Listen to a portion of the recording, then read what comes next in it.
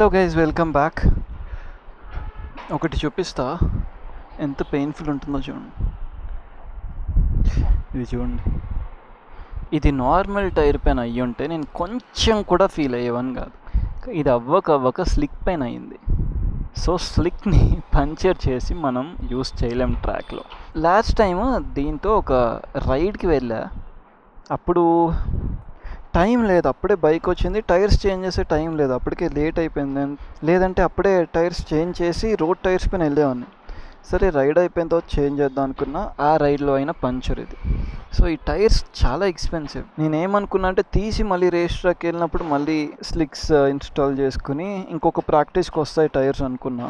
But ఇంటికి వచ్చి చూసిన తర్వాత టైర్ సంగతి ఇది. సో ఎప్పుడైనా రోడ్ టైర్కి పంచర్ ఉందనుకోండి, ఆ పంచర్ రిపేర్ చేసుకుని రోడ్స్ పైన యూస్ చేసుకోవచ్చు. నేను ట్రాక్కి పంచర్ దాన్ని తీసుకుని వెళ్ళి ట్రాక్లో ప్రాక్టీస్ చేయలేను కదా. ఇప్పుడు ఈ స్లిక్స్ పోయినట్టే, ఇంకా దీన్ని యూస్ చేయడానికి ఉండదు. పోనీ నా దగ్గర రోడ్ టైర్స్ లేవా అంటే రోడ్ టైర్స్ అవి కూడా ఉన్నాయి నా దగ్గర, ఉండి కూడా అప్పుడు ఆ రోజు బాగా లేట్ అయిపోయి సరే రైడ్ అయిపోయిందో చేంజ్ చేద్దాం అనుకున్నా, గాన్. అప్పటి నుంచి ఇంకా బైక్ తీయలేదు, అదే కొంచెం డస్ట్ ఎక్కువ ఉంది. సో ఇవి తీసి మనం ఎలాగో ఇప్పుడు టైర్స్ మారుస్తాం కదా, అవి జస్ట్ స్లిక్స్ కాదు అంతే, బట్ ట్రాక్లో యూస్ చేసుకునే టైర్స్ అవి కూడా. అవి కొంచెం సెమీ స్లిక్స్ లాగా.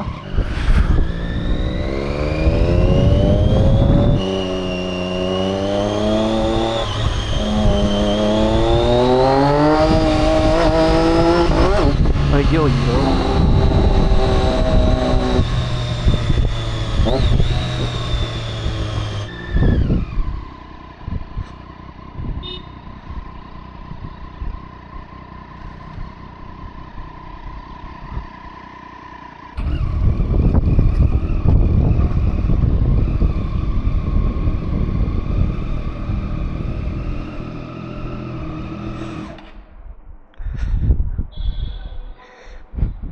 సో ఇప్పుడు ఈ టైర్స్ దానికి వెళ్తాయి, ఆ టైర్ వాడేయాలి. రేర్ టైర్ అయితే ఫ్రంట్ చూద్దాం, ఫ్రంట్ ఉంచవచ్చు.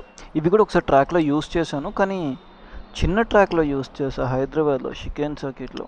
అది ఒకసారి యూజ్ చేసా. ఇది ఎప్పటి టైర్స్?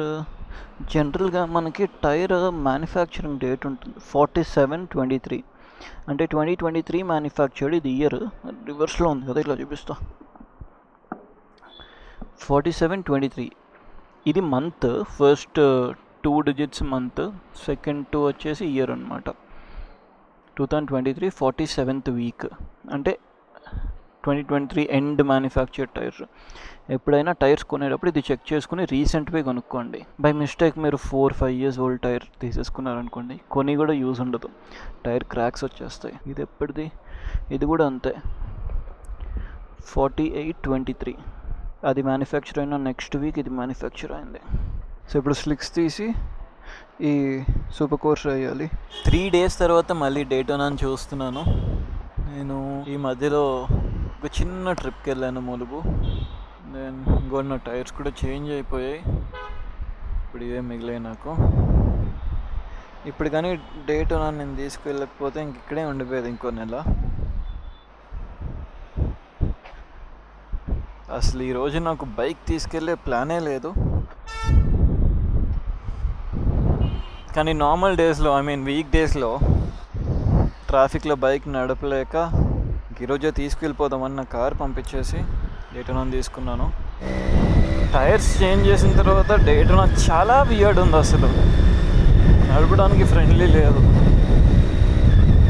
టైర్ రివర్స్లో ఉందేంటో చూసుకోవాలి. నిద్ర లేదు కదా, అసలు 50-60 స్పీడ్ దాటలేకపోతున్నాను. అసలు నాకు కాన్ఫిడెన్సే లేదు బైక్ మీద.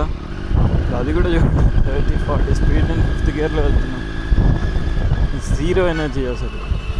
బట్ అంత అవసరమా అనుకుంటే 100% వర్త్.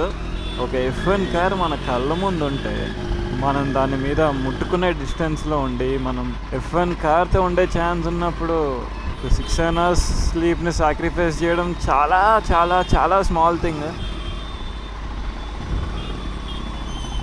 అది చూడడమే గుడ్ థింగ్ అనుకుంటే, నేను నైట్ అంతా అది కార్తో ఉండి దాంతో మనం షూట్ చేసుకుని ఎన్ని చేసాం. సో స్లీప్ని ఒక్కరోజు సాక్రిఫైస్ చేయడం అయితే 100% వర్త్.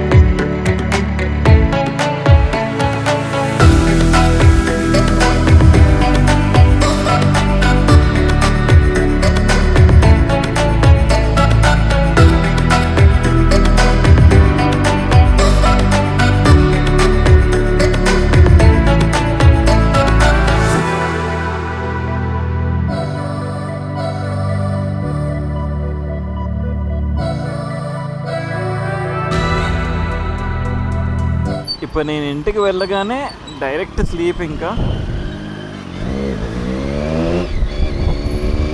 రేపటి నుంచి ఇంకా డైలీ రొటీన్ నార్మల్గానే ఉంటుంది. మళ్ళీ నెక్స్ట్ సాటర్డే వరకు వ్లాగ్ షూట్ చేసే ఛాన్స్ ఉండదు. సాటర్డే ఆర్ సండే వరకు, నెక్స్ట్ వీకెండ్ వరకు బైక్ని ముట్టుకునే ఛాన్స్ కూడా లేదు. ఎందుకంటే నేను పొద్దున్నే 5:30కి లేచి 6:30 కల్లా జిమ్కి వెళ్ళిపోతా. జిమ్ కూడా చాలా దూరం అనమాట. సో జిమ్కి వెళ్ళి ఆ జిమ్లోనే ఫ్రెష్ అయ్యి అక్కడి నుంచి నా డే స్టార్ట్ అవుతుంది. ఇంకా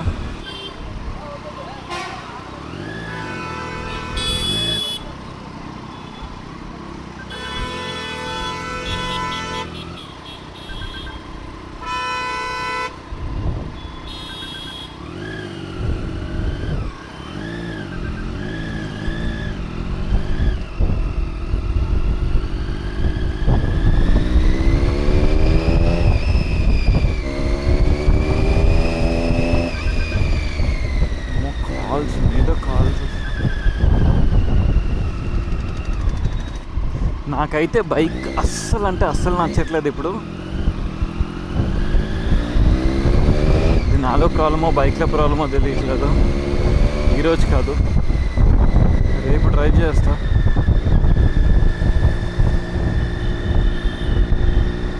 బైక్లో ఏదో డిఫరెన్స్ ఉంది. టైర్ రివర్స్ ఉండడము ఏమో, ఇప్పుడే జడ్జ్ చేసే బదులు రేపు మార్నింగ్ ఒకసారి దీన్ని రైడ్ చేసి దాన్ని బట్టి ఒకసారి సర్వీస్ సెంటర్కి పంపించాలి. ఎనీవేస్, ఇక్కడితో ఇంక బ్లాగ్ని ఎండ్ చేస్తున్నాను. Thanks for watching.